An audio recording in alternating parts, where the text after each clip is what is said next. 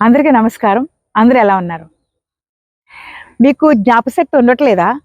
ప్రతీదీ మర్చిపోతున్నారా? నాకేమి జ్ఞాపకం ఉండట్లేదు. ఇలా పెట్టి, ఇలా అనుకుని, ఇలా వెనక్కి తిరగగానే మర్చిపోతున్నాను అంటున్నారా? చాలా బాధపడుతున్నారు కదా! పెట్టిన వస్తువులు ఎక్కడ పెట్టామో నాకు జ్ఞాపకం ఉండట్లేదని బాధపడుతున్నారా? అయితే ఒక చిన్న చిట్కా చెప్తాను. వెంటనే జ్ఞాపకం వస్తది.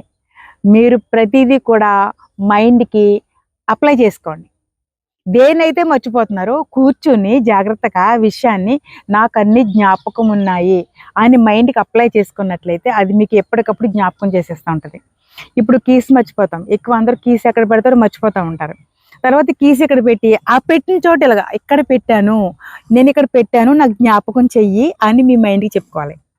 ఏదైనా సరే పక్కోళ్ళతో చెప్తాను చూడండి ఇంట్లో వాళ్ళతోటి, అమ్మ నేను అక్కడ వస్తువు పెట్టాను కాస్త జ్ఞాపకం చెయ్యి అని చెప్తా ఉంటారు. వాళ్ళు మర్చిపోయి మనము మర్చిపోతే అది వర్కౌట్ అవ్వదు. సో, మీరేం చేయాలని జస్ట్ ఆగి, ఇది ఇక్కడ పెట్టాను. నాకు కొంచెం జ్ఞాపకం చెయ్యి. ఏదైతే అది మీ మైండ్‌కి మాత్రమే చెప్పుకోండి. మీ మైండ్‌కి మాత్రమే చెప్పుకుంటే మైండ్ టక్కన జ్ఞాపకం చేసేస్తది. ఒకసారి ప్రాక్టీస్‌తో స్టార్ట్ చేయండి. చాలా అద్భుతంగా ఉంటది. ఓకే. అన్ని విషయాలు జ్ఞాపకం పెట్టుకుందాం.